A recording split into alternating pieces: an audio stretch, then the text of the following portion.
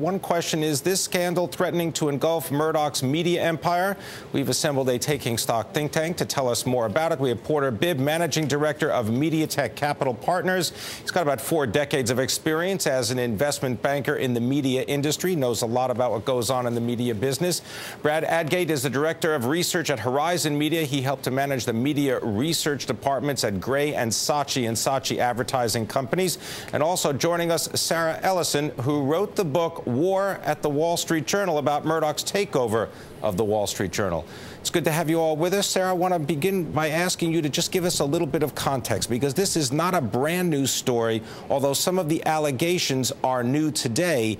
Give us the context and a little bit of the history. How did this all happen? Well, this has been going on for years. You're absolutely right. And this was something that was first arose in 2009 when the Guardian newspaper in the UK wrote about the fact that people at the News of the World, that the reporters at the News of the World were hacking into the voicemails of the royal household to get stories on Prince William and Prince Harry. There was a reporter and a private investigator employed by the News of the World who were jailed. That was sort of the first line of defense for News Corp, to say that it was a rogue reporter that was engaging in this activity. Then the drip of new revelations continued to come, and the second line of defense was for them to say, we're sorry to all of the celebrities and other people that we have hacked into, whose voicemails we've hacked into. We're going to pay you off and say we're sorry. We're going to settle all of these cases.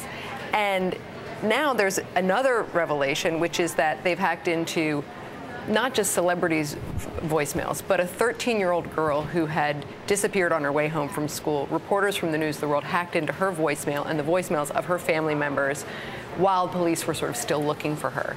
And this has really captured the story in a way and captured the sympathies of people in the UK and the United States. But she was murdered. She was murdered. Her body wasn't found until this is Millie Dowler, right. And the allegation is that they hacked into the voicemail system of her mobile phone that led the parents to believe that she might be still alive because there was still activity on the mobile phone. Precisely. So when the voicemail filled up, they deleted the messages so that they could make room for more messages that might lead them to a story. Her parents took some hope from that. That's clearly some kind of intrusion on the police investigation.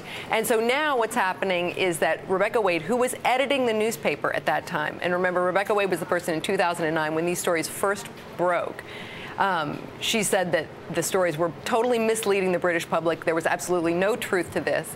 And it seems that with each one of these new revelations where News Corp sort of wants to have the story stop right where it is, they don't have the kind of credibility anymore for anyone to really believe them. And now advertisers are fleeing. Ford Motor Company and other companies are ceasing to advertise in the News of the World. And so I think this is having a real impact on Murdoch's empire. There's no question, and it's hard to see how it really will be contained from this point. All right, we're going to continue, but I just want to get, Porter, your thoughts to start this off. Is it possible that Rupert Murdoch would not know what's going on at the News of the World? Isn't this the Rupert Murdoch who calls in from all over the world, nitpicking headlines and telling his editors what is good and what is not good to put in their newspapers? It is possible, Pimm, but unlikely in the sense that it was Mr. Murdoch himself who authorized delivering over 1 million emails to the Metropolitan Police in London to satisfy their search, and that's why these new situations, like the young girl's murder, are cropping up. They haven't even gone through 10% of those millions of emails yet. So it's a really tragic thing. I mean, Murdoch is not guilty, but he will stand behind Rebecca, as he has every time he's had a senior employee under fire. That's a mistake, because he's also a newspaper man at heart, and this is not the core of ethical journalism, and he knows that. Brad Adgate, the implications for advertising. General Motors, as well as Lloyd's Banking in the UK, have already said they're not sure that they're going to want to advertise in News of the World. Will other advertisers pull back because of the unseemly details about this phone hacking case at the Rupert Murdoch newspaper? Oh, yeah, they're very well likely pull back. I think a lot of them are taking a look-and-see approach. Some are suspending. There are a lot of different directions this can go. Do you pull out of all of News Corp properties? Do you pull out of just the newspaper, News of the World, or The Sun, or what have you? Does it expand globally? But, you know, we're living in a world of social media, and these advertisers are talking to consumers on Facebook. They're listening to blogs, or on Twitter, reading Twitter feeds. So, you know, times have changed, and consumers are really outraged at what's going on, because it was pointed out before, this was not a celebrity. This was a regular person who had her phone hacked, and if consumers are outraged, marketers are going to listen to them. So this could be just the tip of an iceberg. Porter, Bibb, I want to pick up on something that Brad mentions and that you were discussing during the break, that this goes beyond the gossip column. Oh, absolutely. I mean, and indeed, this all started with the royal family coming to Scotland Yard and saying, look, right. Some of the messages, some of the information that has been gathered could only be gotten by listening to our phone mail messages.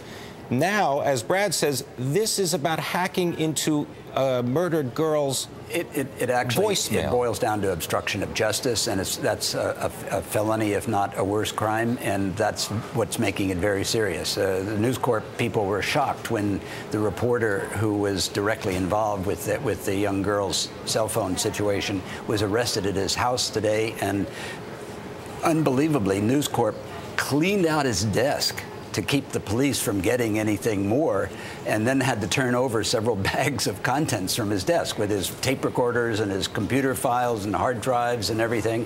So they're not acting in a totally responsible way to a very, very serious situation. Sarah, this serious situation also connects to the world of politics in the United Kingdom, because the Prime Minister's former Director of Communications, Andy Coulson, he was the former editor of the News of the World. Right. How did he get to be the press representative of the UK government? Well, of course, Andy Coulson resigned over phone hacking, the furor over phone hacking. He said that he didn't know anything about this. He said, it happened under my watch, so I have to resign, even though I didn't have any personal knowledge of it. And do you buy that, by the way? Of course not.